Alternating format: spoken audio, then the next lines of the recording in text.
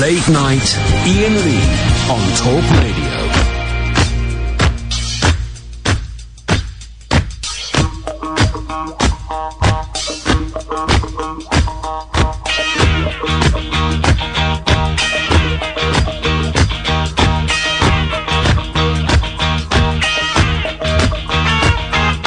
Many years since I was here on the street, I was passing my time away. To the left and to the right, buildings towering to the sky. It's out of sight in the dead of night.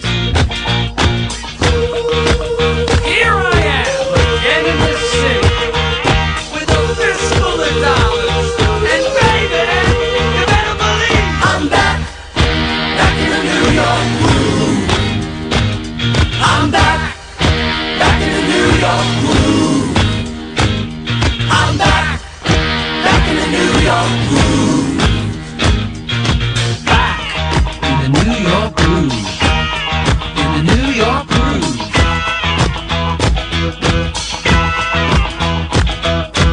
In the back of my Cadillac,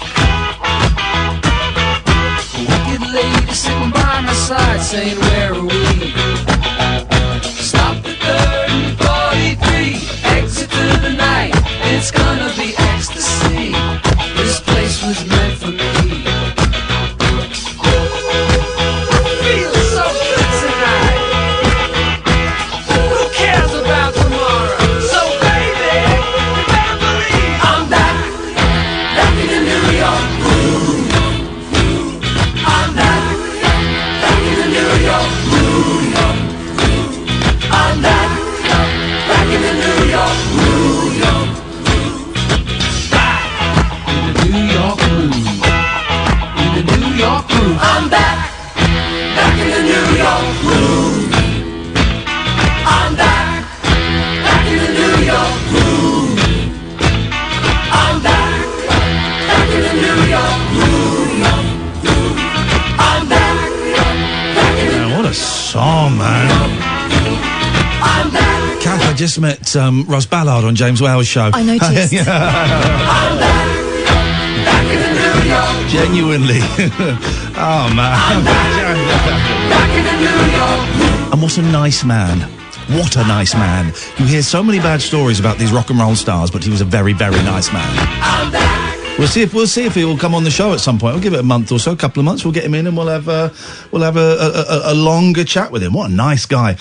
Good evening, dear listener. Late Night Alternative. I'm Iain Lee. Who are you? I'm Catherine Boyle. Amy is on the telephones. We were off last night. We are in tonight. We are in tomorrow night. 0344 499 1000. Now, when did the first Surviving R. Kelly come out? This time last year we were talking... No! Yeah. It was do you remember? a year! We spoke to producer Tamara Simmons. I was going to say 6 months ago. It was a year. January.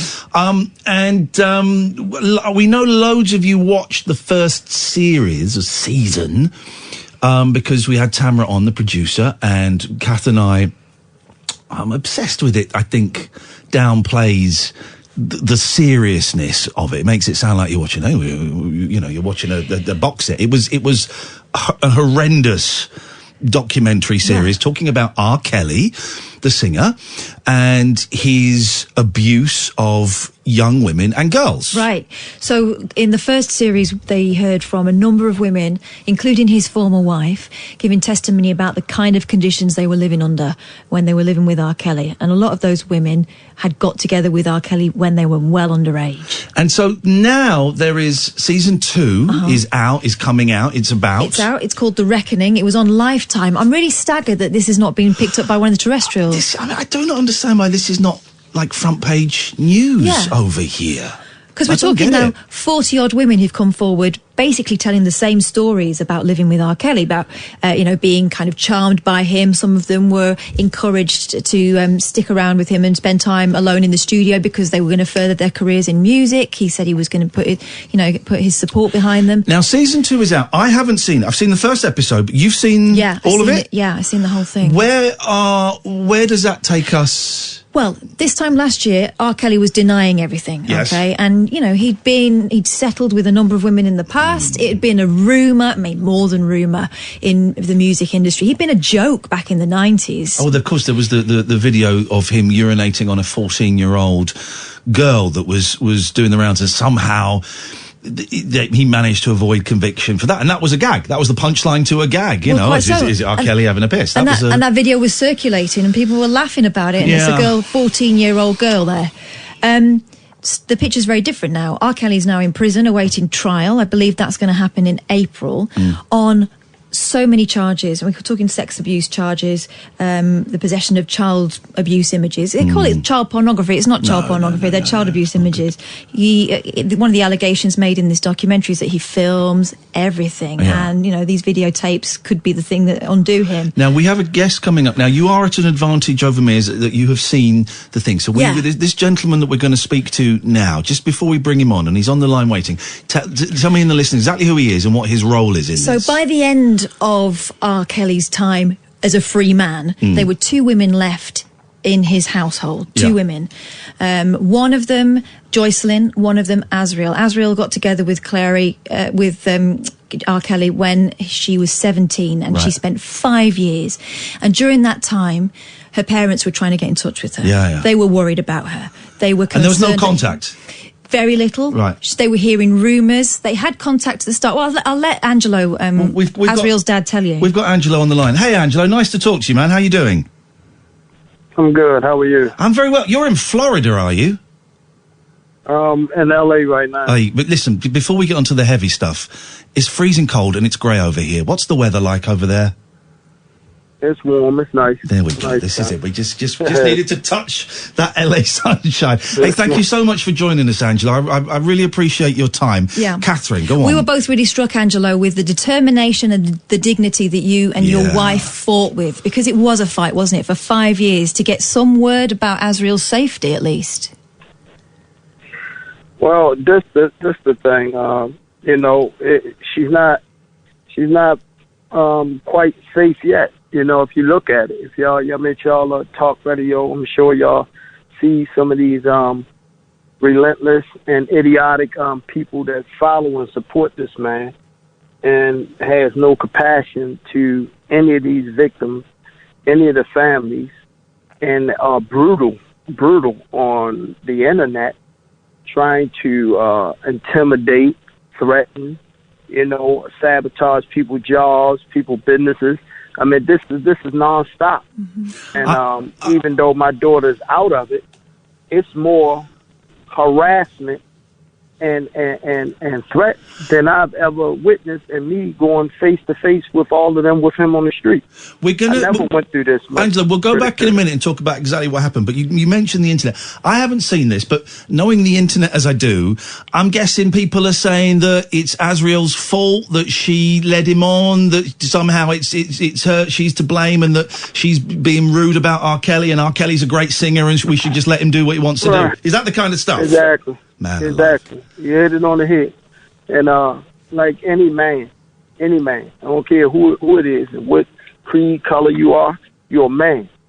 Can't no child, I don't care if they 17, 16, 15, 14, 13, whatever their age is, can take advantage of a man. A man has to allow himself to be put in a predicament where he has to either pursue the young individual or shut it down. His preference is young women that he choose to do whatever he has to do to get their attention and win them over. And nobody is to blame for nothing that goes on. Not a parent, not a victim, not nobody. Until you blame him. We can't even have a conversation unless you admit, or anyone admits, or at least identify that this man made choices as a grown man. The same way he ran his music enterprise as a grown man.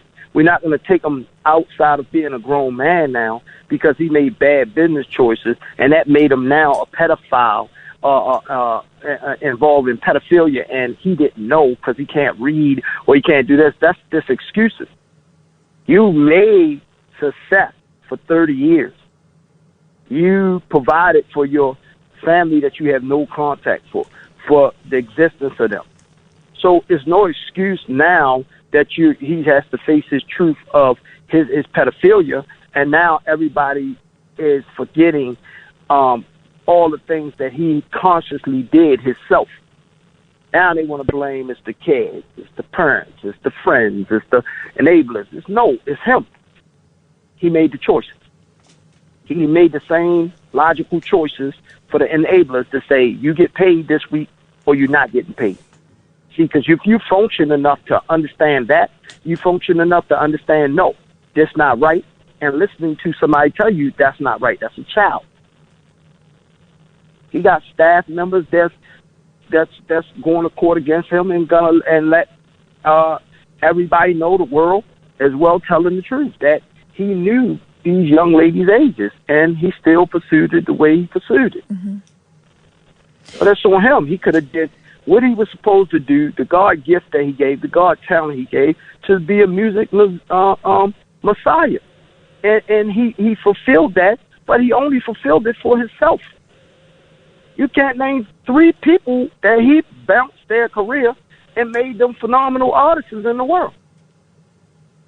He wasn't there to sign my daughter. He was there just to coerce her into the foreign part of the industry, which she never introduced to. No, Angelo, that was the introduction, wasn't it? That he was supposed to be taking her under his wing, and he spoke to you and your wife about all these amazing things he was going to do.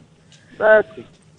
It was simple. It wasn't a lot on him. He didn't have to put up and do all this mess that they got running around. He was never no money exchange. Any money that even was talked about was me offering him something in a business deal to make money. Mm-hmm.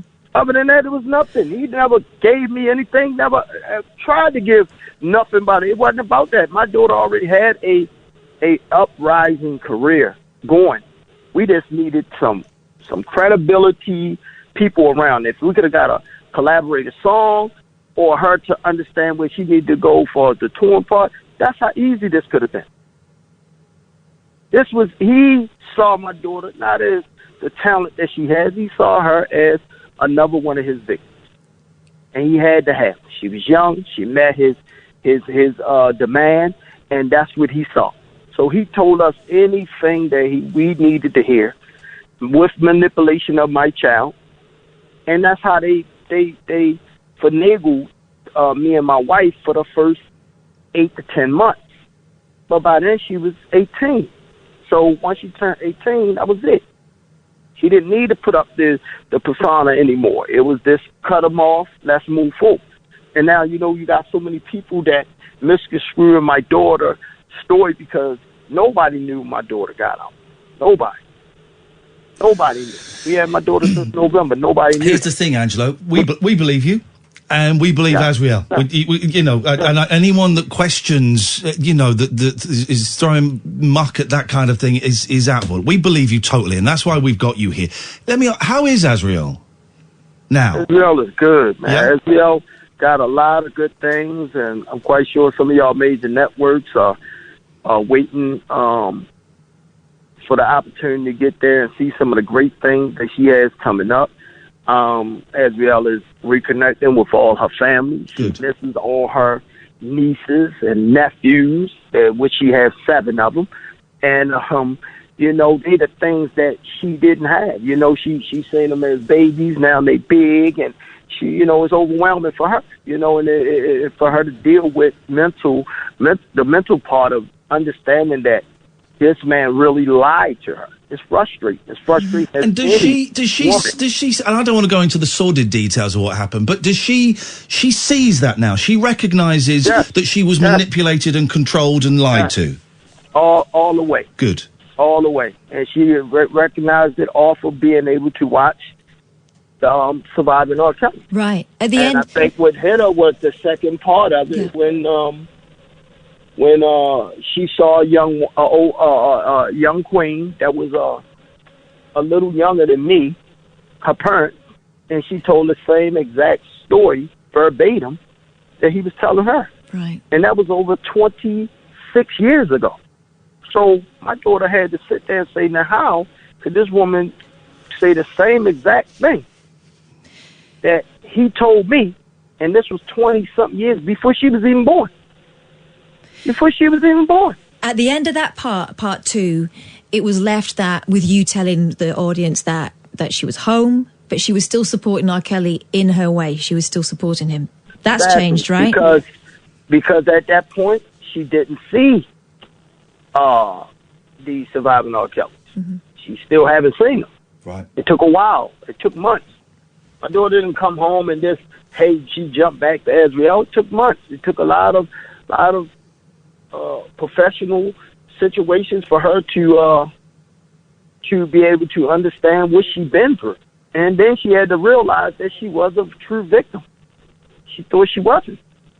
And then when she saw it, she talked about it. And that's what she's gonna announce to the world. She's gonna let the world know step by step. Everybody's gonna be able to see it. Everybody.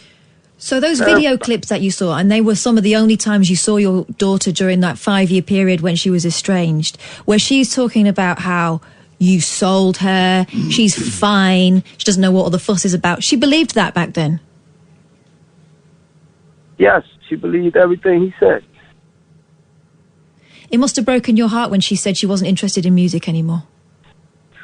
I think what the part that broke my heart was that he infiltrated a bond that was so sacred between me and my daughter and our families, that he wiggled a way in to make her believe he could love her more than any of us could ever love her.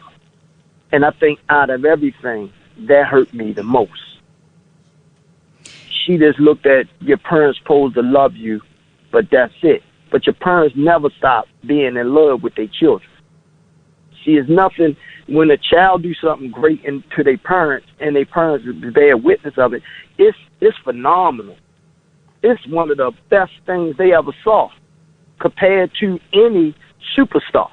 And they could be on lower league baseball, pee-wee basketball, pee-wee baseball, whatever. It's phenomenal because that's your creation. That's your bloodline. So to see somebody strip that emotion, that love, and disconnect it, I think that was more traumatic than anything I had to face. Can I ask? We've seen you on the Surviving R. Kelly show, which everyone we'll find links and put it out. It's incredible. We watched a couple of interviews, or one interview that you and Azriel's mum did. We watched that before the show tonight. How you speak with such dignity, and you are so calm.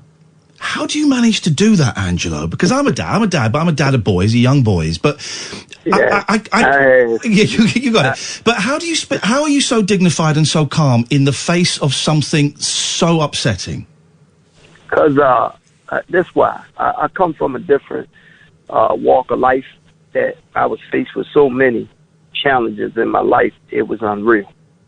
That's first and foremost. Secondly, I think when I got put in this situation, this was something that was totally unbelievable in their disbelief. And I thought it would not, and ever happen to me.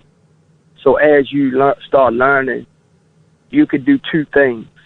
You could act off anger and react and take yourself out of the whole situation where you're facing life in prison for doing something that was so right to so many fathers, but could be so wrong to your family to bear that burden for the rest of their life, with you being behind a prison cell and your daughter still not speak to you.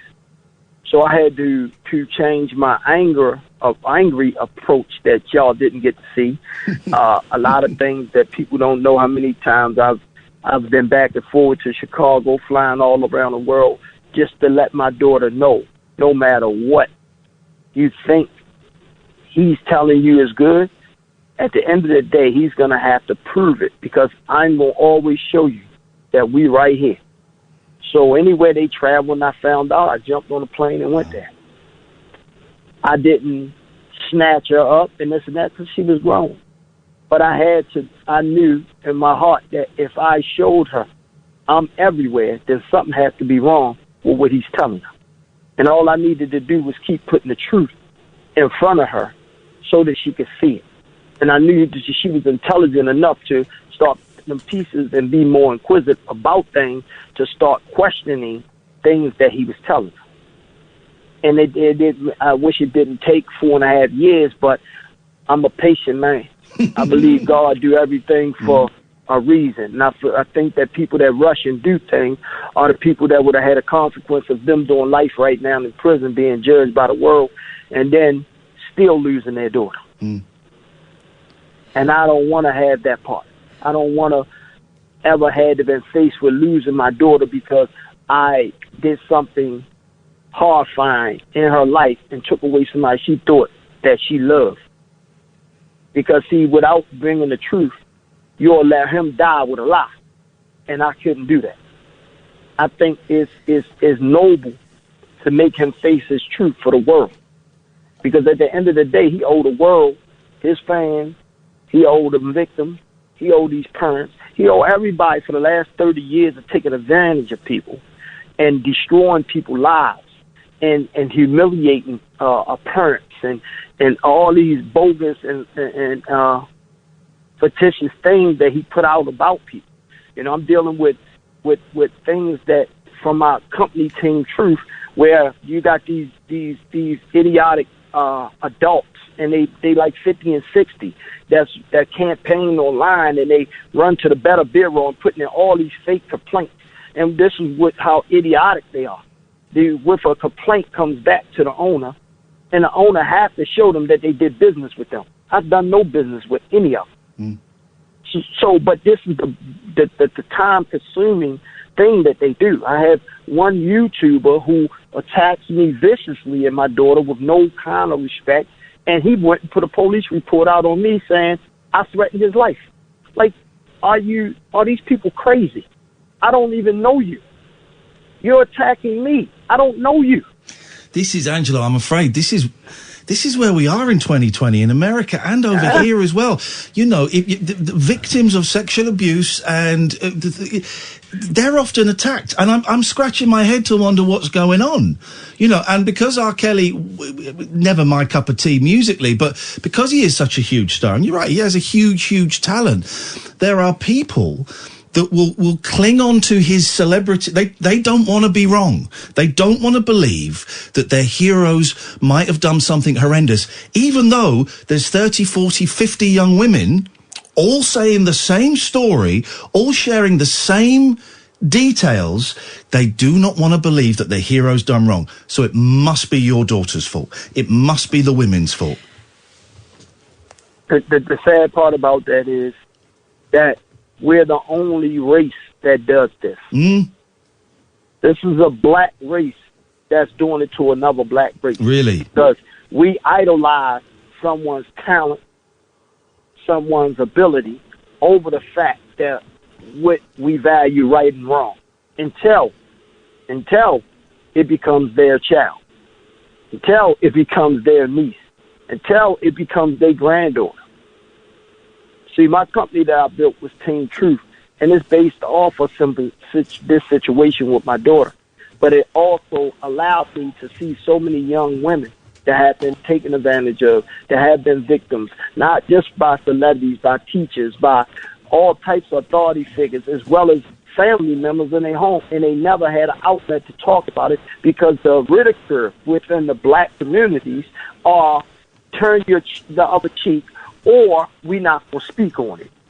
Oh, and then in defense, the family going to say, oh, she wanted it. Look at her. She walking around in shorts and this and that. Well, okay, I'm born and raised in Baltimore, but when I moved to Florida, I noticed that I can go to the store in Baltimore, to the Walmart, and people are going to be fully clothed, sweatsuits, maybe a little tight, maybe a little loose. But I can go to Walmart in here in Florida, and you're going to see women with bathing suits on walking through the Walmart. And there's nothing wrong with that. Because that's the environment you live in, and that's what some people accustomed to, and there's some of their backgrounds that they come from. I find it amazing that in 2020 we're still getting the line, well, the woman was dressed in a short skirt and tight top. What was she wearing? The emphasis being on the woman needs to take responsibility for what she's putting out, rather than the man take responsibility for his actions. He's not an animal. Exactly. So you're telling me that every woman that works out, she should shower in the gym, put on the biggest and baggiest clothes she could find just to walk out? It makes no sense. Angelo, you have to control yourself as a man, as an adult. And that goes both ways, both sexes, for females that attract the young boys as well as males that attract the young girls. It's a sickness. And if we don't start identifying this worldwide, not just U.S., worldwide, then it's going to constantly continue. And to me, that's where I think these young ladies in the new era, with the new internet and able to see things, why it's so easy for these young kids to start committing suicide at a rapid rate that they're doing, because they don't have nobody to talk to. Right. They can't go in there and tell their mother that their boyfriend just raped the hell out of them, because the mother going to get mad at her. Go on, Kath, you wanted to say something. Go on. I was going to say to you, something that struck me about that documentary, certainly the second part of it, was when they were talking about how R. Kelly and his brothers reckoned that they had been abused by a neighbour, and the neighbourhood had been left to sort it out. The police kind of turned up, but then they turned their backs and let the neighbourhood men beat up the guy who had interfered with the boys. Do you think that things have changed? The police get more involved now? Or do you think that when they see that it's black people involved, they still believe that we'll turn our backs, let them sort themselves out? But the thing is, then nothing changes long term, does it? It's the same thing. It's the same thing. You hit it on the head. I mean, it's the black communities. Like, what the problem is, and what in defense of speaking on people that has a pedophilia history that he has, nobody want to talk about they failed to get them help. It's no help from any government assistance or any government program worldwide that offers help in urban communities. Why do you think urban communities have the highest rates in murder, highest rates in robbery, highest rates in rapes and sexual assault and this and that? Because it's no therapy. There's no one telling you right and wrong unless you get found guilty. You get found guilty, then yes, you had to do it. But that's not the factor. The factor is, if you lived in a certain area, geographic area, and something happened, they shut a whole school down. A whole school down. Just to make sure that the proper therapy is demonstrated to help people get through it. Car accidents, accidental killings, somebody get raped. Oh my goodness, you're going to have a week worth of therapy in there telling people this is not acceptable. This is what you need to do. Look at the colleges. Angelo, so in black communities, we have to suck it up. And without getting too political, you have an openly racist president now, so it's not the best time. Yeah. Can I ask? Go on. But it's not even about the president. No. This been going on in black communities. Yeah. Let me tell you, and it's simple. To fix a black community must take responsibility for ourselves. There's nothing to do with no other culture. If we want to fix something, we got to first identify our own problems. Our problems are within us, not nobody else. We have to fix us will be by us. And that's the only way to fix it. I don't have Caucasian or Chinese or any other race bombing these young victims on the internet.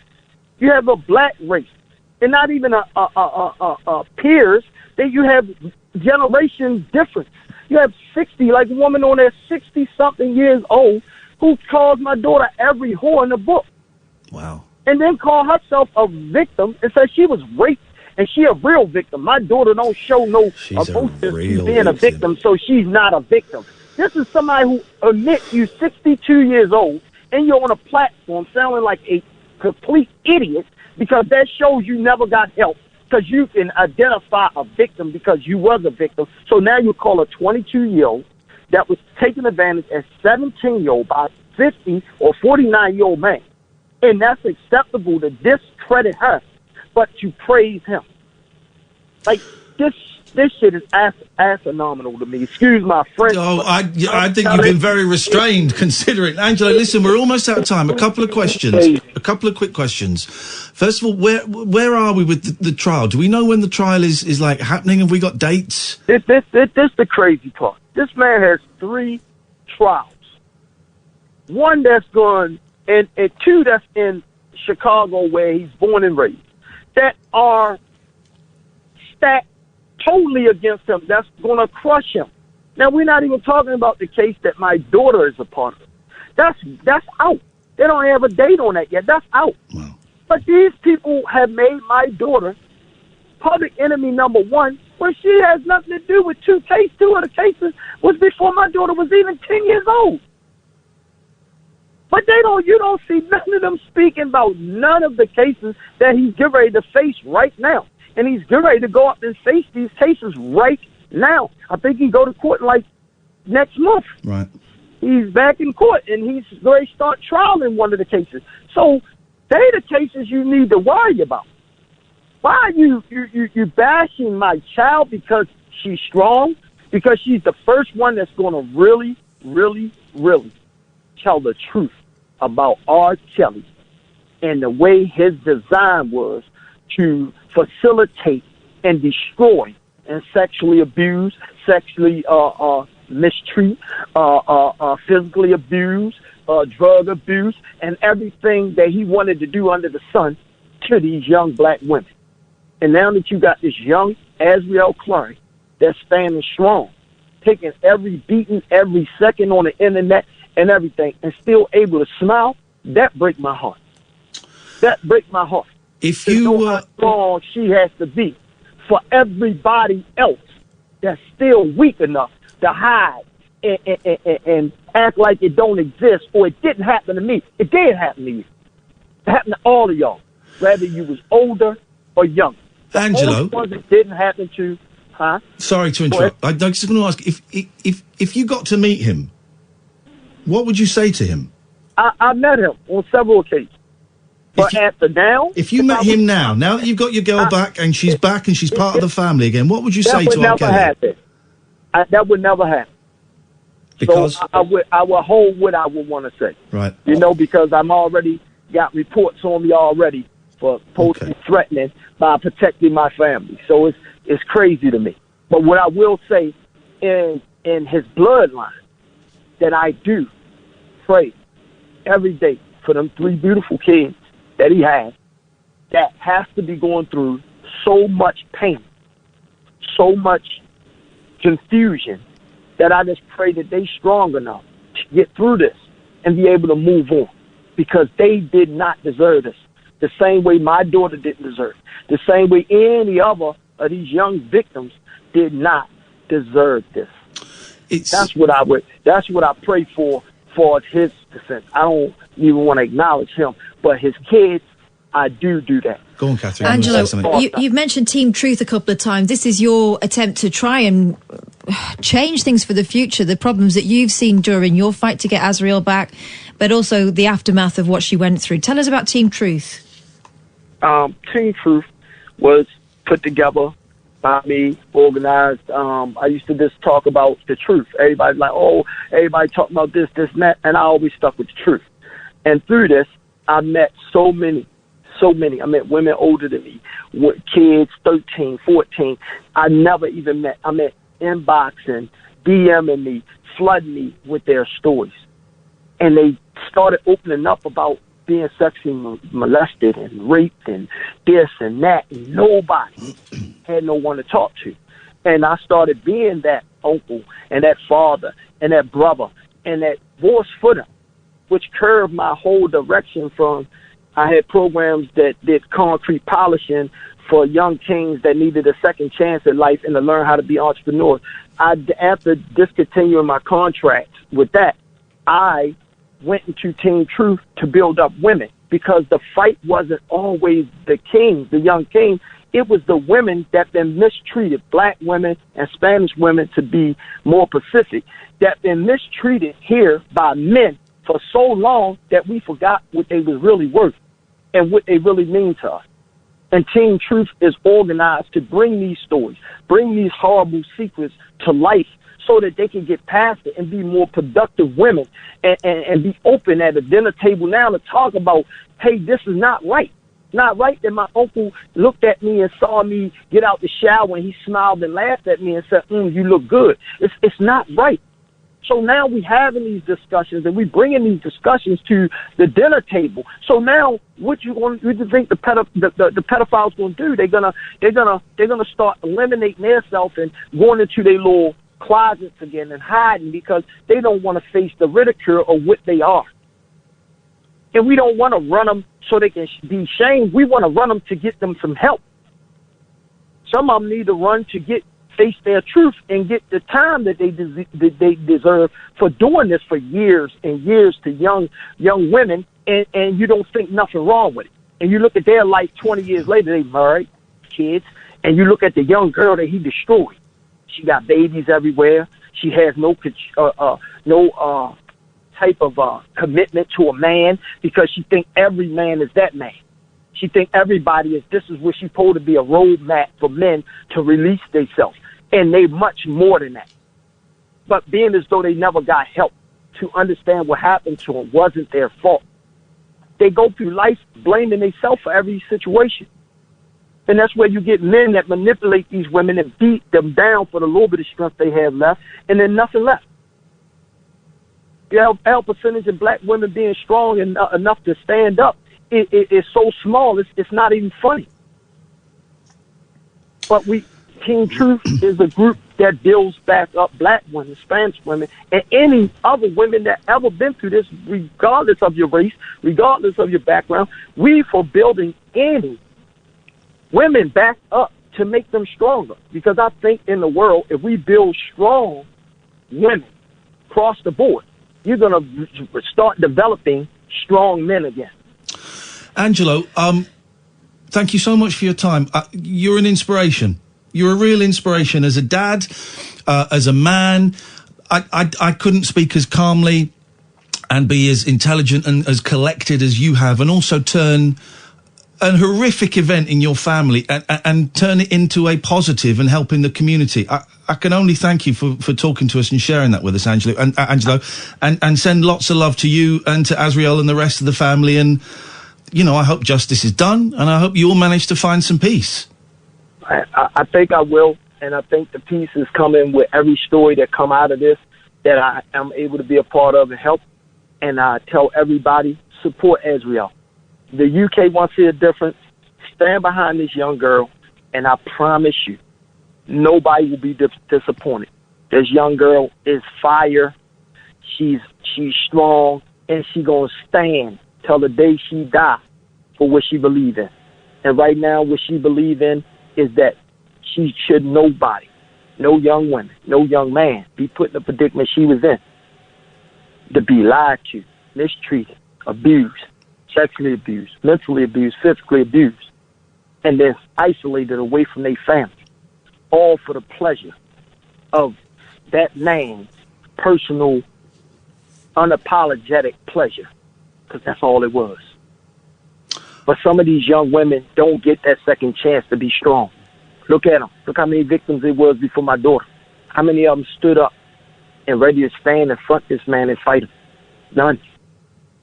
Not even his wife after 12 years. I look forward to shaking your hand one day, man. It's been a real pleasure and an honour to speak to you, Angelo, and lots of love to you and your family. Thank you. Thanks, Angelo. I appreciate y'all. Thank y'all so much. We'll speak again soon. Right. Thank you very much indeed. Amy, if you want to say goodbye to our guest. What an incredible man, right? I mean, goosebumps. Those documentaries were horrific. They were harrowing. It was every parent's nightmare. But those families are shining lights, honestly. The love and determination they showed. I'm laughing. He only dropped one S-bomb. You know, he's so... Let's have an ad break and let it sink in, and then we'll talk about that in a second, because I've missed all the ad breaks, and I just didn't want to stop listening to him. Thank you, Katherine. You sorted that out. Thank you, Angelo. This is Talk Radio.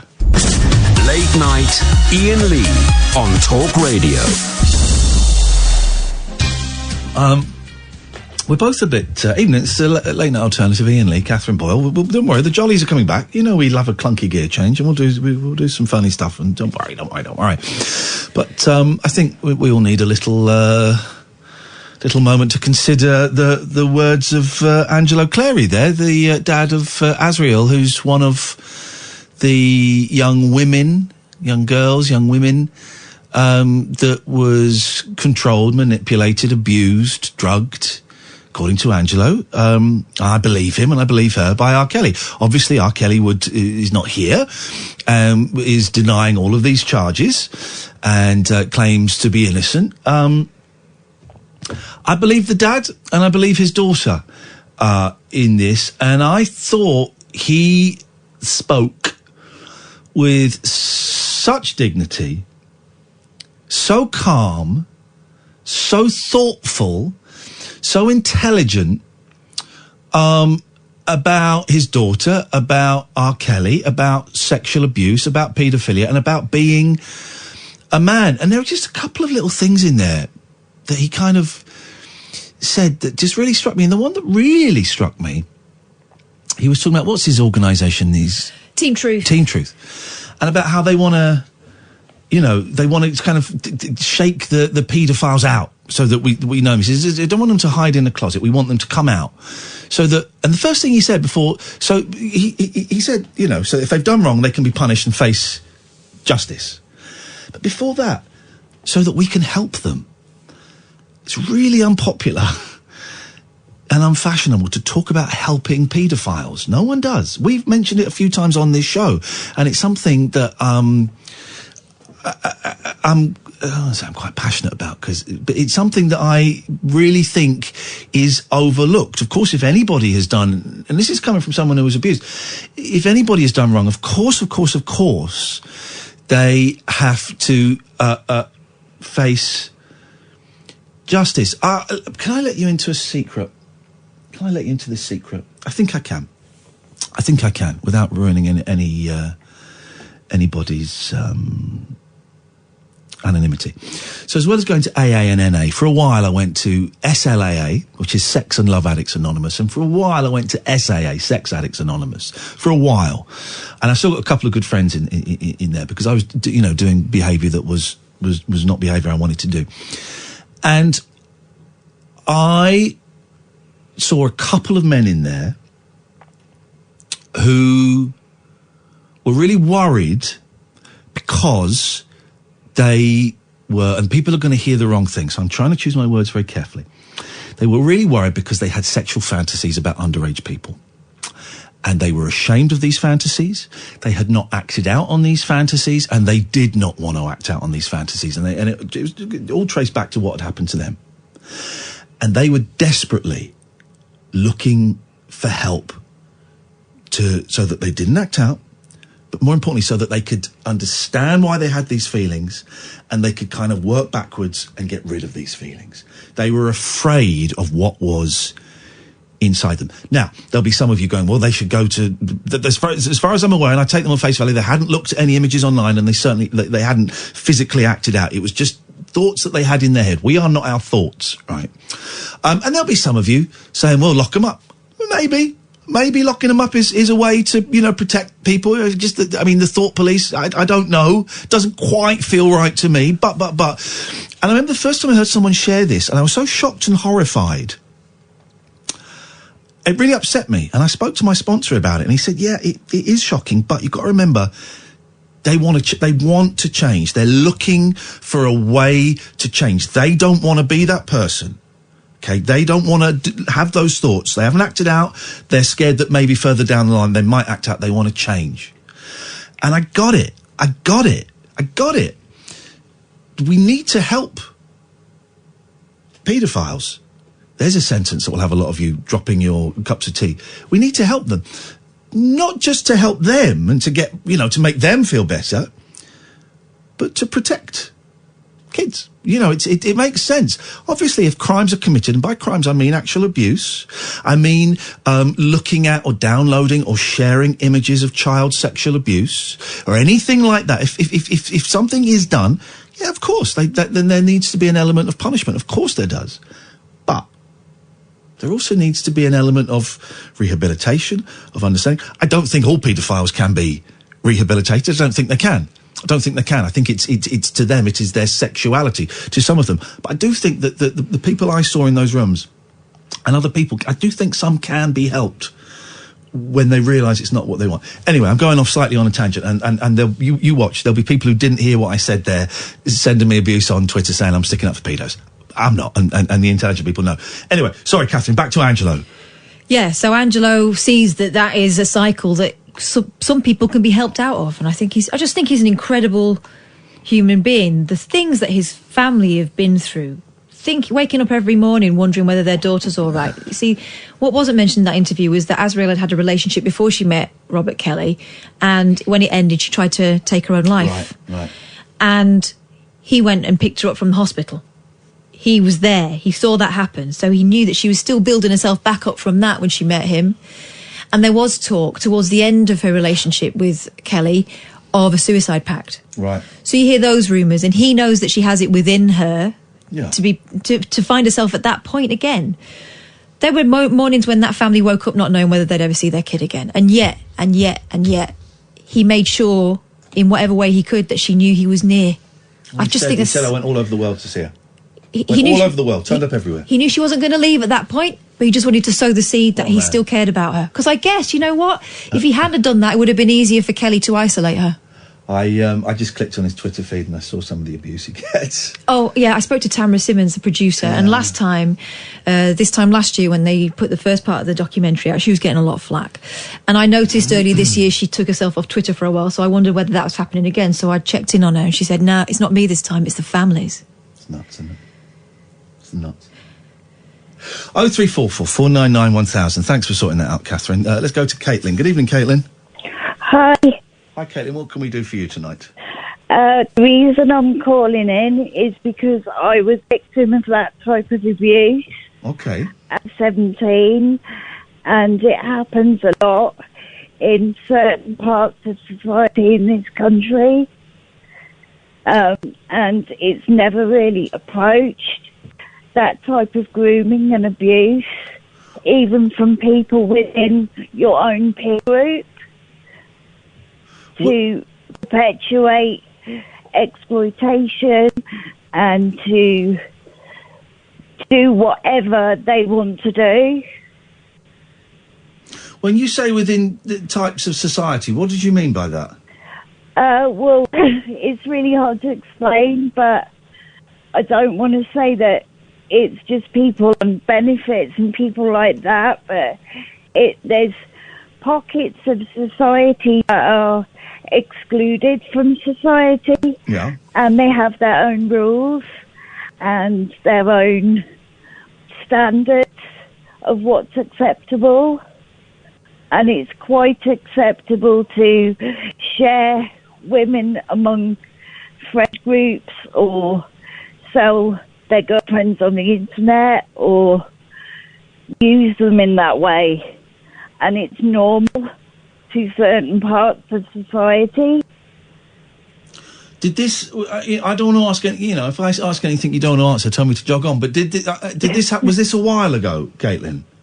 Yeah, when I was 17, now 47. Okay, yeah. We're the same age, Caitlin, and my, doesn't 17 seem like a lifetime ago? Yeah. Doesn't it? How long did it go on for? 20 years. How long, sorry? 20 years. Wow. I actually ended up marrying my abuser.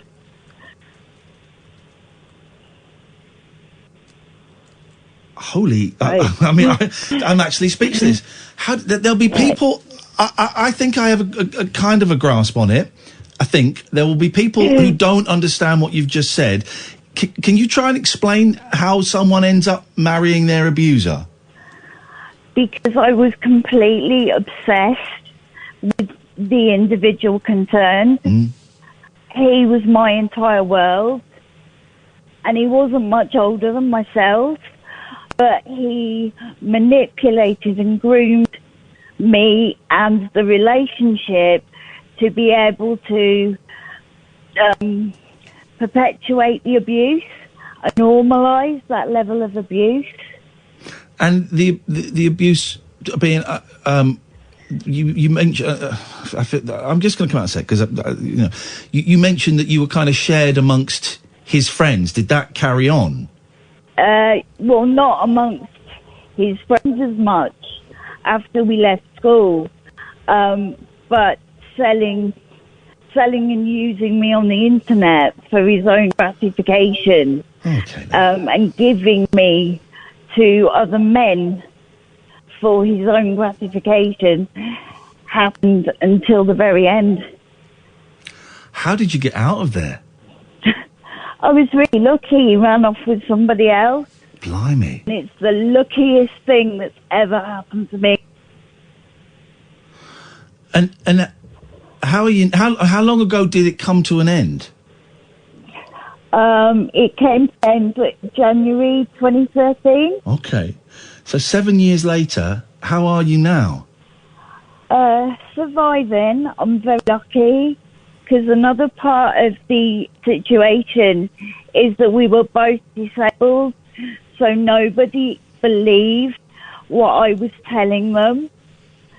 And even though I had evidence when I came out of the relationship, nobody would believe what was happening until they went on the internet and saw the facts themselves. Why do you think they didn't believe you?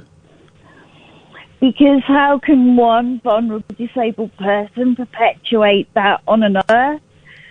And it's very similar as to the black on black situation, I can imagine. Because it's like, how can you do that to somebody that's like you? To somebody that grew up your life experiences as well? Caitlin, I really appreciate your call. You've given us so much to think about, and I really appreciate you sharing your story with us, and I hope we get to speak again soon. Thank you. Thank you, Caitlin. I mean that. Thank you. Gosh. I'm speechless this hour. I'm speechless. That was incredible, Caitlin. Thank you so much for that. There were so many moments in that I just didn't know what to say. No. Every revelation was even more shocking than the last. Here's the thing. It's happening everywhere. Yeah. It's happening in your street. It's happening in your street. It's happening in your tower block. It's happening in your estate. It's happening everywhere. There'll be someone listening to this tonight for whom there'll be some recognition because it creeps up. It doesn't start out that way. It creeps up. We'll get the news. Martin, stay there. We'll come to you next. This has been somehow. We can carry on talking about this. We can also do silliness. I've got some. I haven't actually. I haven't got anything. But we can do nonsense. You know the show. We call them clunky gear changes. So you can call in about what we've been talking about, or you can call in and tell me why the Rolling Stones suck as a band. I'm happy with all of this. 0344 499 1000 Talk Radio. Late night, Iain Lee on Talk Radio.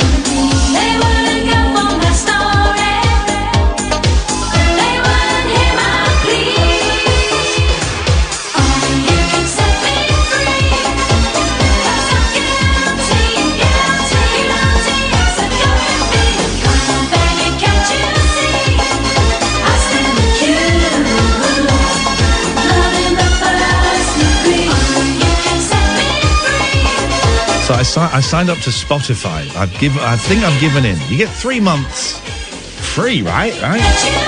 Then I signed up. It's £10 a month for music. That feels a lot to me. It feels a lot. But then I would spend like 5-6 times that a month on CDs. So I mean, I don't know. All right, thank you. And I signed up to it today simply because I woke up singing that song. I don't know why. That song was in my head. I thought, man, I got to hear Love in the First Degree by Bananarama. I'm going to sign up to Spotify. And all I've listened to, and I really think I've got my £9.99's worth today, is just listen to Bananarama. But does anyone know, and Katherine isn't here, she would know, she's the brains of this organisation. Let me tell you that for nothing. Why are there only 2 Bananaramas now? Why are they, why do they look younger than they did in 1985? And can we just work out the chronology of Bananarama, please? That would really make me feel a whole lot better. 0344 499 1000. Let's go to Martin. Good evening, Martin. Hello. Hello, Martin. You're on the radio. What you got for us? Hi, brilliant. I haven't really got anything, to be honest. Apologies if I'm on speakerphone, because I know that's a no-no here, but when I took it off speakerphone, I couldn't hear anything, so... Okay. Well, okay. I'll, do you know what, Martin? Just this once. It's nearly Valentine's Day. We're 52 minutes away from the saddest day of the year. This time, I will not give you a rollicking. Brilliant. Thank you very much. I am a first-time caller, but I'm a long-time pod listener, more than Jesus Christ, Martin, actual live radio. But you've been listening for... Oh, Jesus, I mean... There you go. I got the bell. Happy now! Very happy. Good. So, yeah, I don't really have any topic. I just phoned in for the first time. I actually promised Katherine that I would phone in because she's a friend of my wife's. They went to school together. Whoa! With the streams just crossed. Katherine is coming in at a pace. We need to... quick. Well, she's coming. I was going to... Right, hang on a minute. Katherine, there's a call for you. It's Martin. You're friends with his wife? I am friends with his wife. Well, this is not like a personal phone in. It's so hard to, meet up these days. Right. So, who is this guy legit, or do I just cut him my off? friend Joanne. Who you say that as though I've told you about Joanne because I don't listen to we kind of lost touch. She left school, I think after our GCSEs, and I didn't realise that she wasn't coming back. Oh, is she the one that you said was a bit of a cow? No. Okay. We got on really well, and she just. But it was before it was before mobile phones, and it was one of those things where you have to ring someone's house phone and stuff, and just for one reason or another, we just didn't see each other. And I saw her once in the street and really regretted not going and saying hello to her. I've done that. I carried that around for years. And then when I was working at 3 Counties, she got in touch and we got friends again. You're a bit out of breath. When she heard, I think I remember it well because we were both working at Monarch Airlines, which doesn't exist anymore.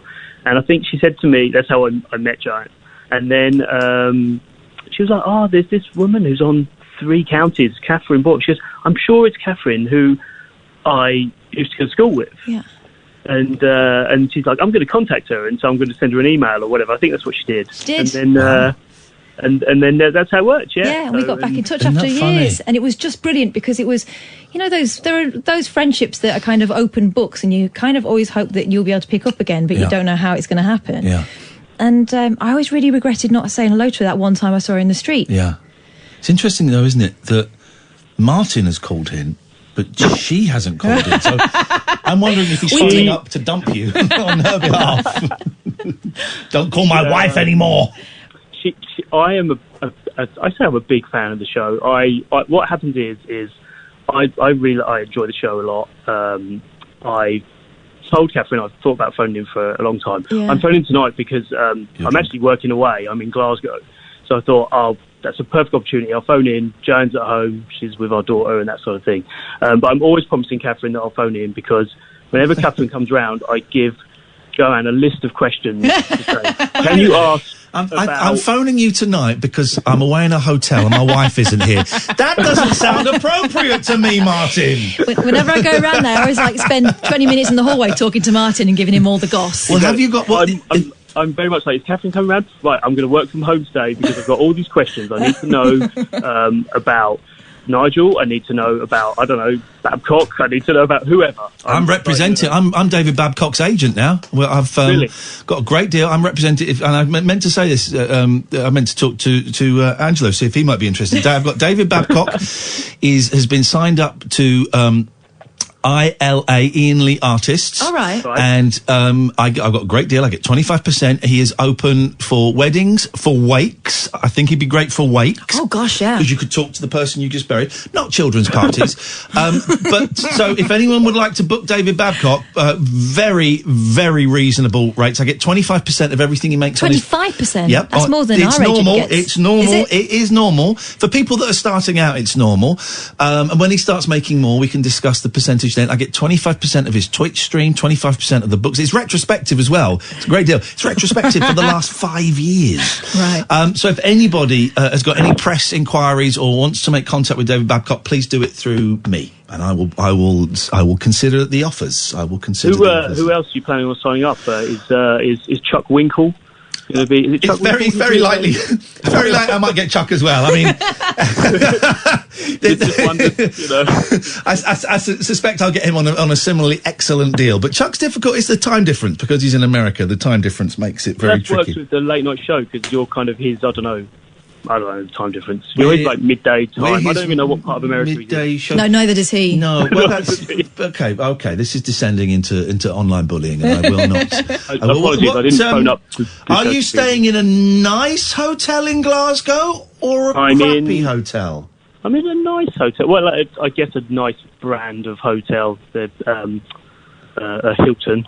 Okay, Hiltons are okay. Hiltons are okay. Work paying for it? Yes, work paying. Yes. Put me up for a couple of nights. So, it's okay. It does the job. I had a lovely Scottish breakfast this morning, which I'm looking forward to very much again tomorrow morning. I love. But obviously, I love Glasgow. you can't tell us how much of a good time you're having because Joanne is listening, and you have to sound miserable. Well, let me just say, Martin, if you were in Glasgow on August the 23rd between 1 p.m. and 4:30 p.m, you could come and see Katherine and Iain live at the Glee Club. That's the 23rd of August. It's an afternoon show as we bring the rabbit hole to Glasgow. Tickets are not selling, but that's months away. It's in August, so and also he doesn't live in Scotland. I know, but and also he could just come round my house and get the live show just with me. Oh, why are you two? What is there like? No, daytime friends and nighttime lovers. Don't, Martin. It's nice to talk to you. Thank you for your call. You too. Take care. Enjoy Glasgow. I love Glasgow. It's such a nice place. It's a shame that Limmy lives there because he's a shit. 0344 499 1000 is the telephone number if you want to give us a call. Let's do some of the dates. We got 8th of March, Cardiff. At the Glee Club. We've sold about 60 tickets now. That's going well. That'll be all right. Be good to sell a couple more if we could. The 8th of March. Always, we stick around afterwards if you want to have a little picture done, a little chat. It's an afternoon show, 4:30, so we'll stick around for a little while and we'll have some merch and stuff like that. Then on the 26th of April, we're at the Glee Club in Birmingham. That's selling really well. Then we've got Bath. We're back at Bath in May. We've worked this out nicely. It's like one a month. So we've got a few weeks between each one. It's nice. Yeah. This is a nice leisurely tour. Brighton, 14th of June.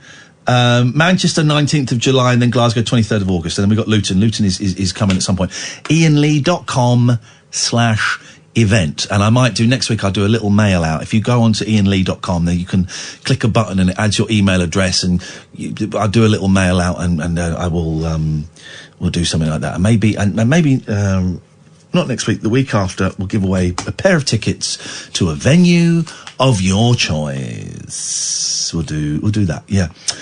Quick break, and then we'll talk nonsense. This is Talk Radio. Late night, Iain Lee on Talk Radio. You're listening to Talk Radio. I'm Catherine Boyle. Iain Lee has just stepped out for a second, but I believe we have Chuck Winkle on the line. Chuck.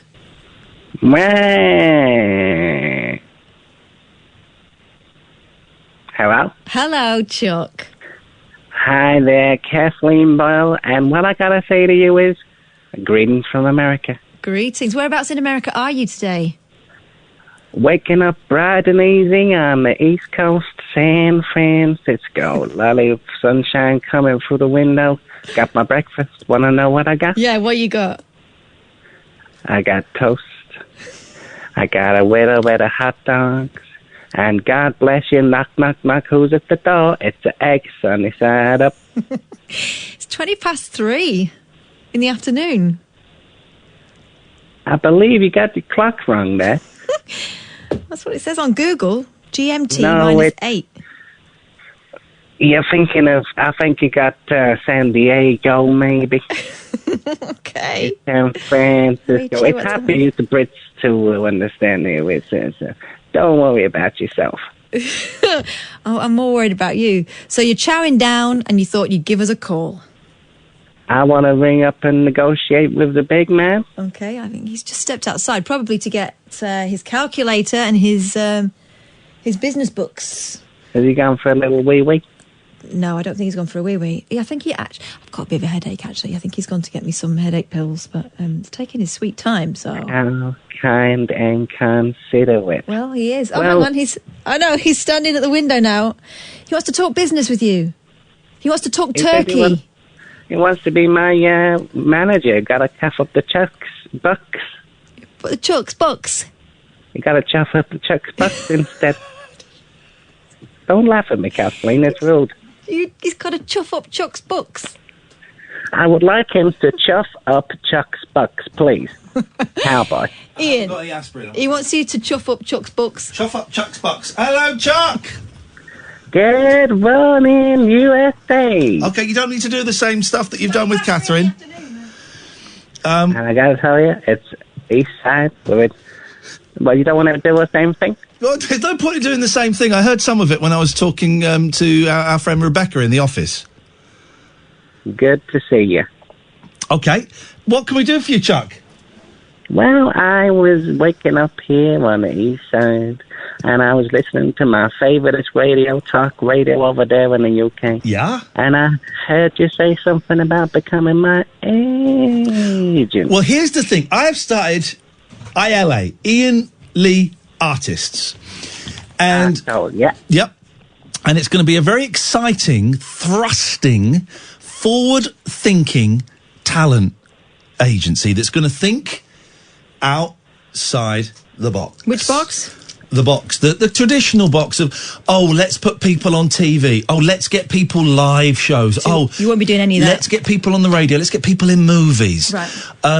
No, I will be doing things differently. I don't want to give away too much of my game plan because I know that my enemies, John Knoll and all the other agencies out there, will be listening. So I'm thinking outside. Sorry? Brian Christensen, exactly, that piece of trash. So I'm thinking outside of the box, and I'm signing the best, and I'm signing the biggest, and I'm looking into the future, and I'm looking at what current trends and how those current trends would possibly develop. I've got algorithms. I thought TV and radio was still quite a current trend. Well, you would think that because you're a backwards talker. So I've signed up David Babcock, forgot his name there for a second. Who's that? He is a spooky sexual deviant. And you sound very rude to him, Cowboy. Why don't you maybe give him some of your slice of happiness from there? I don't know what you mean. I've signed him up. He is a spiritualist, he is a ghost hunter, and he is a pervert. Now... He's a chicken sexer. He's a chicken sexer and a Hoover shagger. Right. So I'll tell you what I want, John Wayne. Okay. Oh, he's coming in. What I really, really want. Yeah. I want a launch pad. Okay. What do you mean, like a literal launch pad for a spaceship? No, a metaphorical launch pad back at the moon. What's he saying? Metaphorical launch pad back at the moon. Okay. With me, John Wayne? I'm totally with you. I can't give you that. Right. I can't give you a launch pad. No, I want a metaphorical rocket pad. Rocket all the way to the moon. You want to become career. you want to become a career person. Okay, Chuck, the airwaves are yours. Audition for me. You're talking to me at Chuck Winkle. I'm out there. And it's 6 o'clock. News bulletin coming through. Gotta say, dramatic news. Donald Trump. Out of news. The president God bless you. Slow down. You're I'm hearing a lot nervous. of words and none of them make sense. Tomato Trump didn't make much sense. Slow down. No, You're I meant nervous. that, meant Chuck, that, sorry. it's just me. It's just me. It's just the future to your career. So, deep breath. Right. Try it again. 6 o'clock live on the blood side. Gotta say it. I was just I gagged Did you just throw up? a little bit. Okay, I'm going to have to pass, I'm afraid, Chuck. Well, okay. Okay, he took that better than I thought he would. Very well. It's like Which is he's used great. to rejection. Yes. Now, Sharon, you're not supposed to be on. Sharon. Hello? Hello? Hello. You're not supposed to be on. We said you're not allowed to call, and it's my fault. I should have let Amy know. 11:30 is too late, ma'am. Well, I've got no school tomorrow, so that kind of doesn't count anymore. It kind of does count because it's my show and it's my rules. So, yeah. Okay then. Took that well as well. Okay, right, fine. Well, Well, I don't know about that. it's my show, my rules. If you're wondering very young man, very young, and I think 11:30. I'm a dad, right? And I've got to be responsible. And I think 11:30 is too late for a young man of that age to be phoning up a man of this age. 03444991000 is the telephone number if you want to give us a call. If you want to audition for the agency, don't do it on Twitter, you losers. Do it on the phone. That's the thing. So there's a new radio station in town, which I'm interested in. I think it's flawed. I've told them what I think the flaws are. I was listening to the media show on Radio 4, which I quite like. I don't like the guy that hosts it. Sounds a little insincere to me. Amol Rajan. It's a little insincere. But I quite like the show. And they were talking about podcasts and stuff like that. And they had this guy on, whose name escapes me, talking about this new thing that started yesterday, I think. No, 2 days ago. Started 48 hours ago. Called Podcast Radio. I don't think it's a great name. I think there's a lot of things wrong with it. But I also think there's enough right with it. The things that are wrong with it. You've got a real problem with this, I can tell. If you take a podcast and put it on the radio, it becomes a radio programme, right? No. Yeah, the whole idea of a podcast is it's a downloadable, pay to listen or choose to listen thing. I think this is why I'm not signing you to ILA. Because Well, you're that's backwards. one of the reasons. As I said, you're a backwards talker. Yeah, I've already got representation. Okay. And how's that going for you? Super. Right? How many jobs have you had as a result of signing with this loser? Oh, so many. This Nick Cannon loser. How's that going? Let me just say... I kept this one because of Nick Cannon. Oh, okay. Well, let's just say that David Babcock has got his first actual gig this Saturday as a result of signing with me. Is it a gig or are you sending him to the supermarket for you? No, he has got a gig hanging with a lot of big knobs. Oh? Yep. What's that? It's a function. It's in Brighton, and it is a function for a lot of people involved in the entertainment industry, a lot of big movers and shakers, and David is going to be performing there. Oh? Yeah, this is a genuine Will thing. he be clothed? He'll be clothed. Will they? They will be clothed, Okay. yeah. He's, and I say performing, he's working for free as For exposure. Yeah, exactly. And he's not actually doing an entertaining or doing any spiritual readings or anything. He's working as part. I've managed to get him in as part of the waiting team, the people that set the tables. Hospitality. Yeah, I managed to get him in on that. It's in Brighton. He lives up Are you north. getting paid? Sorry? Are you getting paid? I am not prepared to discuss that. But it would be silly for me to work for free, obviously. David won't be getting paid. Your time is important. He won't be getting paid. He's not actually allowed to speak to the people at the tables. But sometimes just the vibe, if you give off the vibe. And they wanted that vibe, did they? That kind of awkward.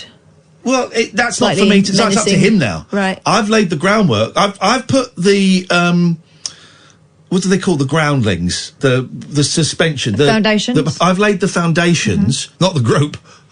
Chance be a fine thing. I think they're all dead. I don't know who the foundations are. Who are the foundations? Yeah, no.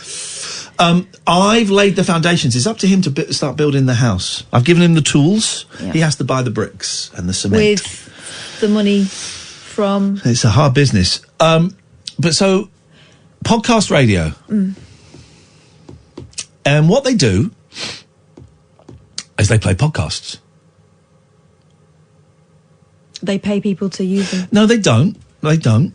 So the things I've got wrong with it, it's only available in London, and I think it's Surrey, bits of Surrey, which is fine. Often these radio stations are. It's on DAB, it's online, and the signal's not great. Neither is ours, to be honest. You know, our signal's not great. I think the title, podcast radio, I don't think it's a particularly catchy title, but I've been listening to it actually, and I've heard quite a few things on there. I've heard quite a few things on there that I like. Mm-hmm. I've downloaded a couple of episodes of a podcast that I heard that I quite like. Good, all right, that works then.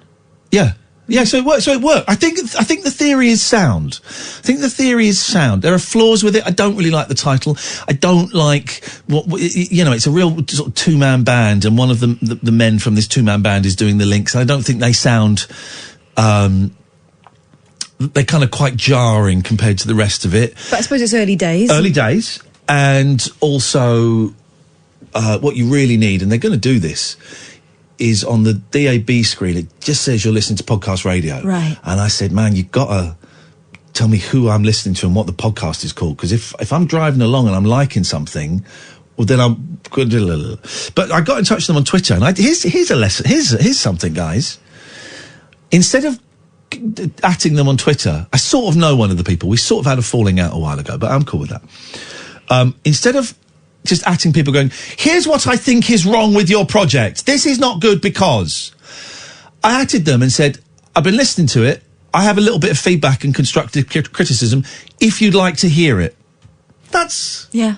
Then it's up to them, isn't it? Yeah, when you say constructive criticism, it means it isn't just going to be you going, hey, I thought it was fab. It means I thought it was rubbish. Yeah, it means I think there are a few flaws, and this is, you kind of, but that's the way to do it. Because I was thinking about it all afternoon and all evening. I sent them an email quite late last night because it was just in my head. So I thought, well, do I want to get in touch with them? Would that look arrogant? I thought, well, I work in the industry and I sort of know one of the people. I haven't spoken to him for years, but so it wouldn't be totally, but I thought, I'm not going to write a tweet as we get going, your show last night was crap and here's why. Yeah. I think you should do more of this and less of that. Whoa. I've got some constructive criticism if you'd like to hear it. Replied, yeah, certainly. So I wrote him an email, putting some points out. And they wrote a very nice email back saying, yeah, thanks very much. If you want to come in for a coffee one day, you'd be very welcome. I don't know if I will, but thought it was nice of them to offer. I just thought, I tell you why I liked it. Is I just thought, I like speech radio and there's nothing. There's this, there's LBC, there's Radio 4. 5? I don't listen to that. Mm-hmm. I don't listen to that. I don't listen to that. It's never really spoken to me, 5. But that's it. That's it. And I just thought this was another little interesting colour on the palette of speech radio. And I heard some stuff on there I quite liked. I heard some stuff on there that I found quite boring.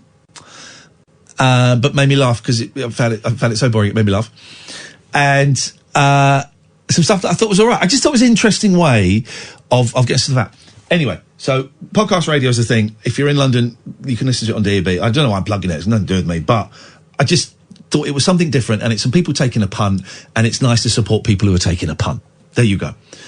But I did hear a great bit on there tonight from a podcast called The Industry. Right, it's about Hollywood. Right.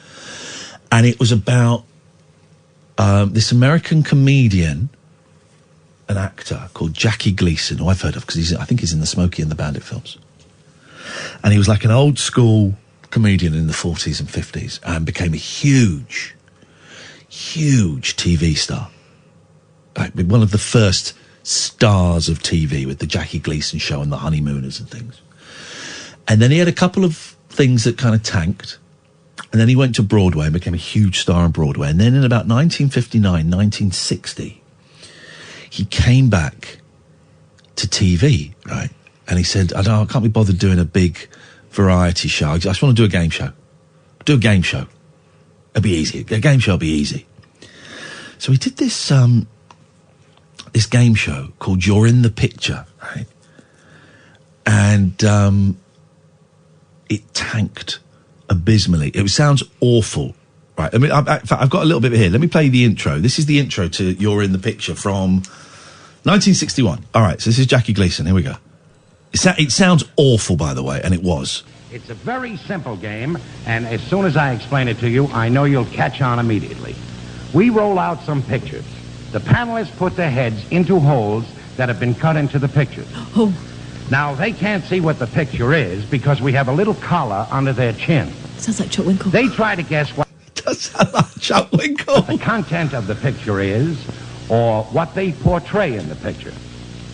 Now, if they should guess a picture, we send 100 care packages in their name.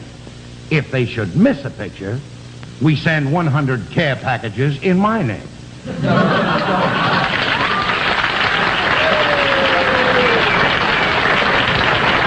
So with this game, everybody wins, nobody loses. Right. Except Jackie Gleason lost because it was awful. Awful show. It bombed. The audience didn't laugh. That was the only time the audience laughed in the entire show. The critics came out and said, this is the worst thing I have ever seen in my life. I think it sounds pretty good. And it bombed, right? It bombed. And this is what... I'd never heard this story, right? It's booked for 8 more shows. And apparently Jackie Gleason went into, I think it was CBS, and said, well, we can't do it again. He said, well, Jackie, I'm afraid we're tied into it. We're gonna push through. And he went, nah, I'm not doing it. So the next week, right, the show starts and he's on a bare set. The whole set is gone. You can see all the wall and the background and all of that. The audience is there, and he's got a table and a chair and a fag and a cup of coffee, right? And this is what he does. This is incredible. Last week we did a show called You're in the Picture. That laid, without a doubt, the biggest bomb. And he's won the room. Isn't that incredible? They all thought they were going to have to sit through it, that's why. The show was awful. Comes out straight away. The show was crap last week.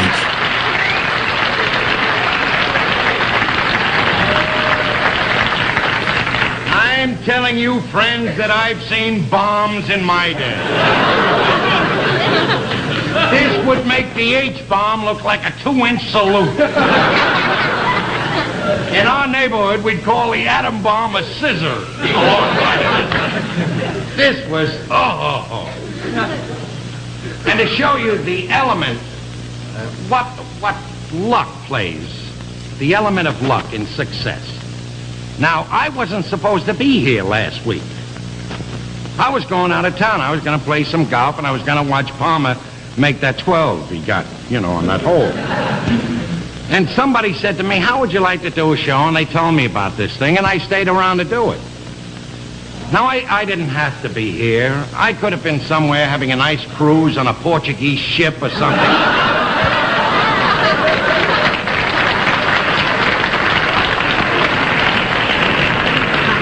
As a matter of fact, if I had been on that ship, I wouldn't be here tonight.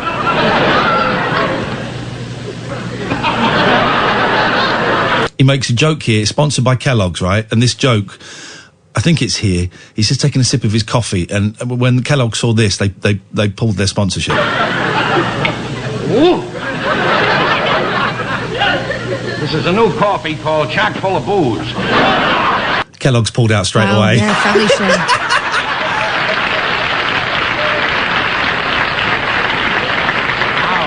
He's just sat there puffing away. Before we go any further to discuss this catastrophe that took place last week, and I'll get some dirtier words to explain it later, I would like to tell you that tonight our show is being brought to you by none other friends than L&M Filter Cigarettes. My choice for flavor. Now, unless you're smoking L&M's... There's Daddy Jason's advert. But listen, just So very he can't quickly. joke about booze, but he can push fags. He can push fags, the older. But listen to the applause from the audience when he says, show last week was Yeah. lousy. They love it.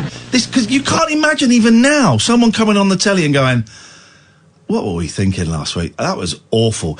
They're so pleased to hear honesty. Last week we did a show called You're in the Picture. That laid, without a doubt, the biggest bomb. They love it. Because TV was still new then, right? So when would they have then, and even now, have seen such honesty? Such honesty! No one will ever admit to having a turkey. Remember when ITV did the nightly show that failed miserably, where it was like a topical sort of show and it was a different host each week, and it was Davina, and I think David Walliams did it, and maybe Gordon Ramsay and stuff. And ITV kept going, this is great. I know Kevin Ligo, who was responsible for the 11 o'clock show, it was kind of modelled on that. And they just kept going, listen, it's a brave experiment. No! Get one of the hosts to come out and go, geez, guys, well, I mean, what were we... This is just not working. And he sat there for 30 minutes, Jackie Gleason, and did the whole show, talking about last week's show, telling jokes and being funny. And then for the rest of the series, the next 6 weeks, all the guests that have been booked, Bobby Darin and Jane Mansfield, so big stars, he just kind of sort of interviewed them and chatted with them for half an hour. That's an incredible amount of trust and freedom for those days. Oh, yeah. Oh, well, I bet he was an a-hole. I bet he kicked off. He was clearly a real powerful man. A big star, like the biggest star on TV at the time. So it's like Gervais owning up to something and saying, this is crap, let's do it differently. So why am I playing that? I'm playing that for several reasons. One, because I heard it on this podcast radio and I thought, I heard it there, I'm going to give it a plug. 2 days in and I found something that has got me, I've subscribed to that podcast now to hear some more stuff like that. Tells the story brilliantly. The Industry, it's called. But I think it's Dan Delgado or something. So I did it just to give that thing a little plug. And I did it because I was trying to think, well, where else is there honesty like that? Oh shit, it's us. It's us. It's us. We are and if I'm wrong, please let me know. And I'm not doing this to blow smoke up my own jacksie, but I'm having a little bit of a crisis of confidence at the moment. I'm getting stage fright doing this show for the first time ever. I'm getting really anxious before the show. Not quite getting the yips yet, but it's getting there. We're the only ones. And it was the applause from the audience for the honesty there. That was we laid the biggest bomb ever. Whoa, yeah! Well, here's the thing. Those people had gone there knowing that they might have to sit through a turkey, but because they liked Jackie Gleason. Yeah. And it just made me think, that's what the audience want, is they want the honesty of when you get things right, kind of, being proud of it, and when you get things wrong, put your hands up and go, we've dropped the ball there, I'm really sorry. He goes on to apologise later on in that. And say sorry for... I'd never heard that before, and I just thought it was the most incredible story and just the most incredible bit of audio. I've really lost faith in a lot of things, particularly seeing Prime Minister Dominic Cummings, trying to make the... Sajid Javid is a scumbag as far as I'm concerned, but even him going, right, hang on, you don't want me to be... Chancellor, you want number 10 to be Chancellor, and I'm kind of like a figurehead. And I've got to get rid of all my people and get your team in, and I do what you say. Nah. We're in a really dangerous age, right? Where a man who has not been elected, an unelected official, who'd have thunk it? Who doesn't even pretend to be accountable. Doesn't even pretend, is trying to control everything. BBC is going to go because of him. Judicial system is going to change because of him, and now the finances of the country, the Treasury is going to change because of him. I just got really depressed, and then hearing that story about Jackie Gleason and the response from the audience when he sat down and told the truth, I thought, oh, do you know what? There is hope. There is hope out there. There are good people that want the truth. Yeah. And want honesty. And maybe I'm reading too much into stuff. I don't know. But I just heard that and I thought that was quite interesting. We got Wayne, we got Steve, we got Jerry. 0344 499 1000. This is Talk Radio. Late night, Iain Lee on Talk Radio. Thank you for your tweet, White Wolf. Be strong. Be strong. Thanks for that, and got my fingers crossed. Let's go to Mary. Good evening, Mary. Hi, Ian. Hello, Mary. And hi, Kath. Hi, Mary. Oh, get that! You're over there. I hadn't noticed you there. I'm just being quiet. When did you sneak in, little monkey? Yes, Mary. I am a long-time listener, first-time caller. Get that bell out. I mean, Get here's the the hell thing. out. Can we not just knock this? This is You just, started it. I know I started it, and I'm happy. Yeah, thank you. Yes, thank you so much. Do it a bit more graciously than No, that. I Come won't. on. She got my belt, and that's that. Right, go. Yes, go. So you were just talking about stage fright and getting stage fright before a show. Yeah. And I think it's good to have stage fright. It shows that you're human. I think one of the reasons why both of you are so great and admirable, it's not just because you're so funny and clever and whatever, it's because you are so obviously human, and you accept that you're human, and you accept that you're capable of making mistakes. And I think a lot of people on the radio just don't have that opinion of themselves. And so I think you should value that, and you should keep getting stage fright. Listen, I know what you mean. Last night, I wasn't here last night. I'm going to be honest. I had a corporate gig. It paid too well for me to turn it down, and I'm really glad I did it. Some of those things can be sucky, but last night it was lovely. Actually, it was really well organised. Really, really nice people that organised it, and I'm so grateful that they considered me and everybody there. It was a real joy, which is rare for those kind of corporate events, but it was a real joy. And before that, I got nervous, right?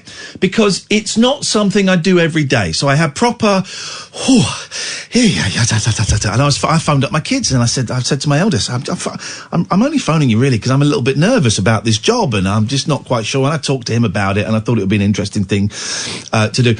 And those nerves I think are healthy, right? Because those were the nerves that kept me alert. There was no complacency, there was no arrogance, and it kind of honed the performance. The thing about the nerves, Mary, now, and it's different from nerves. It is stage fright before the radio show. This is new, right? This is new. This is not. This is not. This is new. This is somewhere in my head. The wiring has gone ever so slightly wrong, and something that I should be supremely confident and proud of, and have been. And then all it is hanging out with my best mate, and you know we're up for 2 awards next month. I mean, I'm probably not going to go, but you know we're up for 2 awards, and everything is going great, and it looks like we might be getting another year, and all of this stuff. But there's something in the back of my head that is, it's really hard to put into words. This is next week. I'm going to think about this a lot to try and get to the bottom of it. I think somewhere inside of me there's a message that is trying to get to me, and it can't quite get to me. And this is coming out in stage fright. This is coming out in anxiety. This is coming out in something. My body is trying to send me a message. Now, is that message quit the show? I don't think so. Is that message maybe do less shows a week? It might be. It might be. There's something's going on, Mary, and I don't know what it is. Yeah, you've got to figure it out, man. Yeah. Just give yourself some time to think about it and chill out, and maybe just not think about the show for a bit. Yeah. This is it. Next week, I'm not going to listen to the radio. No offence, Catherine, but I'm just not going to listen to radio because I do it all the time, and I just want to. I'm going to meditate. I'm going to play video games. I'm going to go to some meetings. I've got to do a little bit of written work that my sponsors said. You know, I'm going to do stuff. I'm going to watch the movies. But one thing I am not going to do is I'm not going to wake up and switch on James O'Brien. I'm not going to get in the car and put on Radio 4. I'm just going to take a break from it. You're a good person, Mary. What's your life? What do you do? I am a software developer. I'm actually kind of having a few quarter life crisis kind of moments myself at the moment, not really knowing what I'm supposed to be doing next. But I think it's just a matter of you've got to acknowledge that sometimes your life is going to have these periods of staleness and where you just think, what the hell am I supposed to do? I knew there was something going on. I knew it. I felt that vibe. So are you, like, unhappy at work? Is a job coming to an end? Are you just not feeling satisfied? I've been working at this place for 5 years, and I think it's run its course for me. I think they're getting a lot out of me, maybe sort of more than they pay for. And I've felt like I just sort of have to keep going. I have to stay loyal to the company. But, there's no reason why I need to be loyal to me and do what I need to do. But at the moment, I don't really know what I need to do next. Can I just take it back there? I need to be loyal to me. Yeah. Boom. That's it. Go on, Kath. Take it from me, someone who left a 15-year-old job, right? Mm-hmm. They replace you in a heartbeat. They won't be loyal to you. Sometimes knowing where you're going to be in the next 10 years, if you don't change anything, is the most terrifying thing. A lot of people crave job security, but when it comes to the point where you think, God, if I'm still here next year, and it makes your stomach sink, you've got to listen to that. Yeah, that's so true. Can I just say that I didn't actually ring in to talk about this. Oh. I sent you a very silly tweet a few minutes ago about playing Boots and Ting. Oh, you're the Boots and Ting lady. Right, hang on a second. Everybody just calm down. See me in my Boots and Ting. Right. Oh, yeah. No, okay, now. So that's the original. But I've got to add the effect. So we're going to play it. But is it, it might be this. I can never remember which effect it is. No, I don't think it's this. Hang on. No, that's not it. There's another effect. Hang on. Bear with me, caller. Might be this. Let me try this. No, it's not that. Hang on. Bear with me, caller. Bear with me. I'm bearing. Bear with me. Could be this. No, it's not pitch. But hang on. Band pass delay, distortion, dynamic processor, filter, graphic equalizer, high shelf filter, high pass, low shelf, matrix reverb, multiband, new pitch. No, peak, pitch. It could be pitch. Hang on. It won't be pitch, because pitch, it will still be the same speed. Jeez! Oh, God. Oh! See what you've done, Mary? You've made it even more fraught. I just hang up now. No. Don't you dare. You'll see this through. It's this. Okay. It's this. I know it is this. Hang on. It is this. Hello? Where's it gone? It's not that. Oh, right. It's definitely not that. Okay. Right, hang on. It's not sample delay, round trip, reverb, pitch. All right, we're going to go with this. I'm going to pretend it's this, because it's not this, though. Okay. Yes, it is. All right, it's this. So, we're going to play See Me in My Boots and Ting, right? And it's going to be the first one to 3 out of you and Catherine. Right. So, This is our friend Dave saying, See Me in My Boots and Ting at normal speed. See me in my Boots and Ting. Now, that's at normal speed. It sounds slow, but I think he might have had a car accident or something. I don't know. So... See me in my Boots and Ting. That's normal speed. Right. I am going to adjust it, and you're going to go first, Mary. You're going to tell me, is Dave saying it higher and faster, or is Dave saying it lower and slower? You go first, Mary, please. I think he's going to say it lower and slower. Or, sorry, the third option is exactly the same. Yeah, I'm going to still go with lower and slower. Catherine? Higher and faster. Higher and faster. Dave, how are you going to say it? Oh! Lower and slower. It's 1-0 to Catherine. Wow. To Mary. 1-0 to Mary. Okay. Catherine, this is your answer. Is Dave going to slow down? Is he going to say it at the normal speed, or is he going to go faster? Normal speed. You're saying normal speed. Mm-hmm. Mary? Higher and faster, I think. Higher and faster. Dave, how are you saying it these days? Oh, still! All right. Psych. So it's still 1-0. Okay, we've got all to play for. Mary, your turn. Lower and slower, normal or higher and faster? Higher and faster. Catherine? Normal. I'm going to stick with normal. Dave? See me in my Boots and Ting. Normal speed. 1-1. This shiz just got serious. Okie dokie. You're going first now, Catherine. Is Dave going to go higher and faster, lower and slower, or normal? Normal. Mary? Okay, I am going to stick with higher and faster, Ian. Okie dokie. Dave? Oh! So fast. It's the fastest we've ever had! It's a world record from Dave. Catherine, what's the scores, please? 2 to Mary, 1 to me. Okie dokie. This could be it, Mary. This could be it. Catherine, you're going to go first. Dave is going to say, see me in my boots and ting. Slow and low. Slow and low. Mary, you have normal or fast and high? It's going to have to be normal this time. Dave, what's going on? Oh, brown noise. Brown noise from David. 2-2. The decider, ladies and gentlemen. We have the decider. Mary, your turn. Is he going higher and faster? Is he going slower and lower? Or is he saying it at his normal speed? I'm not sure he could go any lower and slower, so I'm going to have to go with higher and faster. Higher and faster, Catherine. Normal. You're going for normal. Dave! Timmy me boots and ting. Catherine won! Mary, you're a good egg. Thank you for joining us, and thank you for playing Boots and Ting, a game I'd forgotten all about. I feel like a winner. All right, let's go to the United States of America, the home of gun crime. And Jerry! Hi, Iain and Kath. Who is not responsible, as far as we know, for any gun crime. Many. But we don't know. We haven't got the results back from Judge Judy yet. You mean me?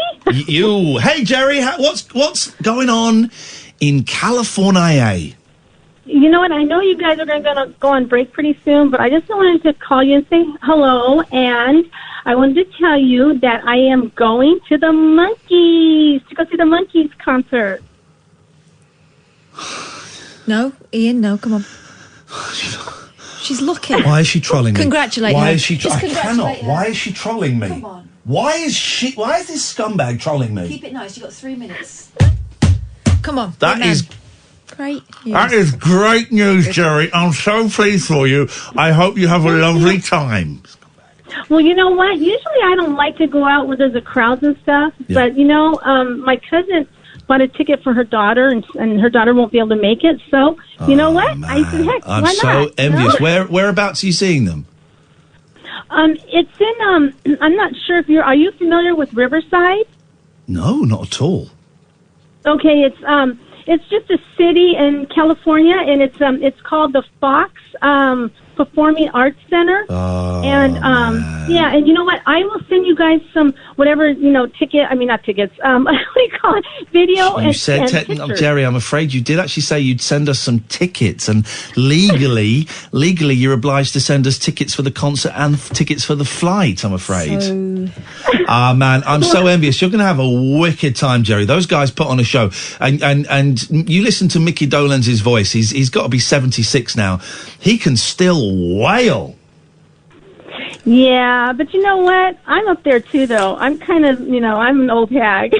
So, no. I think he's got a few years on all of us. Mate, honestly, you're going to have such a good time. They put on such a good show, those two. And that venue looks incredible. Well, this is when I saw them a few years ago. They play these really nice little theatres and art centres, and they're great venues. It looks like it's an old cinema. Oy. Jerry, when is it? April 10th. Beautiful. You got to let us know how it goes, man. I will. And you guys can answer your email, though, because I'll send you pictures or whatever I could send you guys, but you got to answer my email. We will answer. Here's Monkey's pictures, Jerry. I'm going to answer that email myself with my own fingers. Jerry, thank you. You're going to have a wicked time. 0344 499 1000. We got Wayne, we got Steve, we got Jerry. This is Talk Radio. Late night, Iain Lee on Talk Radio.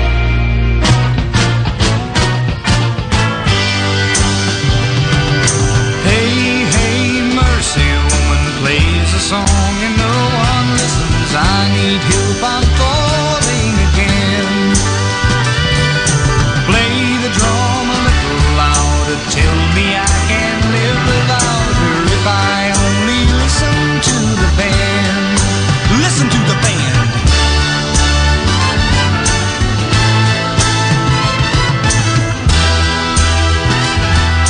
Weren't they good? They made me happy. I think I can make it alone.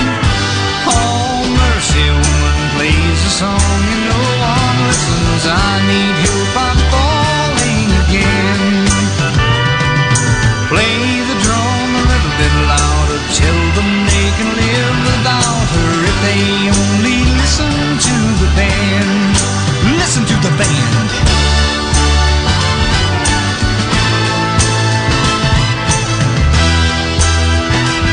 Now, weren't they good? They made me happy. I think I can make it alone.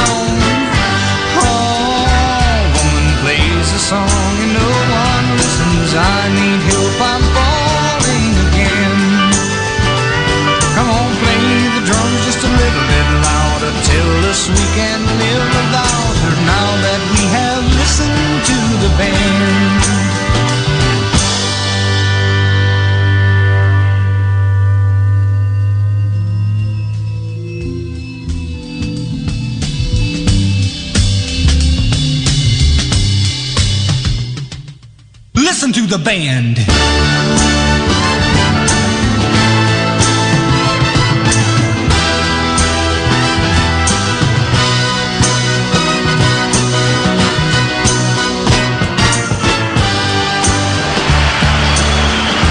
That's the Monkeys, that's the Monkeys. What's the Monkeys I know and love, guys? 0344 499 1000. Wayne! Katherine, Ian, how the devil are you? Okay, Wayne, I'm sucking on a whole soother. Likewise. Right, so what can we do for you, Wayne, while we're sucking a whole soother? Well, I think this baby you and Katherine has created is absolutely brilliant, and we're all going to help you to nurture it to grow. Your show is the dog. Does he? Right, hang on. There's so many mixed metaphors here, Do you know about our secret baby? I hope not. Well, it's your baby. Brilliant show. It's nearly 4 years old. I know it is, but you just talking here about food nerds and that. Well, if you could do it, I'm about to get my PA system out and I'm going to go back on the road because I've had a knock like you. And yes, man. What are you going to do, Wayne? Well, I'm going back to Wayne's World of Karaoke. Yes, Wayne! It took me years to do it, but I'm going to do it. And you guys, I'm going to say you're my inspiration. I want to come and sing a song at Wayne's World of Karaoke. So do I. It's brilliant. And like I say, I've already chose your song. What? Hang on. What song have you chosen? Well, it's by Matchbox, and it's called Rockabilly Rebel. Right. So hang on. Are you going to go and just sing a karaoke, or do you have a travelling karaoke that you're going to tour around? I tour. I do the pubs. Okay. Do people still do? Genuine question. I've not seen. I used to go when I was like 16, 17. We go to the Boozer, couple of voddies and oranges, and we go and do karaoke. Do people still do karaoke? Well, it is fading off. I mean, in my area I live, I was one of the first started, 28 years ago. Yeah. And I used to take a book out with the little tapes and used to have to read out of a book. Then it just... Yeah, the book would get passed around the pub. I remember that, yeah. Yeah, the book would get passed around the pub. Yeah. Yeah, and I just progressed from there. And I just fell on it by mistake, and it ended up being my living for 16 years. Did you get Wayne's World Karaoke groupies? Oh, of course. And it was so handy. Carry the PA system. Yes, right. Carry your microphone. But the thing is, I was so particular how it fitted in my car because and if you don't pack it right, you end up leaving something. So that's very true. Very true. Honestly, we've all got a way. Once you've packed it, and it took me quite a while, just where goes where and where goes what. and it's important stuff, man. Are we having the same conversation here? Sir. Okay. Yeah, and sometimes the roadies would put something in and I'd shut the boot and I thought this ain't right. Roadies with groupies. Okay, well... Groupies, roadies, what do you want to call them? Well, they're two completely different things. Well, not necessarily by the sounds of things. But so your groupies would help you shove it in the back? Yes. Great, Wayne. Would you like to sing us your song now? Well, no, because I'm laid down again. I've done my back in. Oh, jeez. Yeah, but Marvin Gaye used to sing lying down, didn't he? Yes, he did. Really? Yeah, he did. That's what made him sound so sexy. Well, probably right, yeah. I tell you what I will do, though. When that song you played here, when you first opened your show. What song? I don't remember. What was it? I don't know, but it was brilliant. It was Bananarama. No, it was in celebration of James Whale's guest. Oh, it was New York Groove. Ace Frehley, yes. Oh, what a song. And I thought, was you beating on the table, or was that the beat? That was the drums. That was the beat.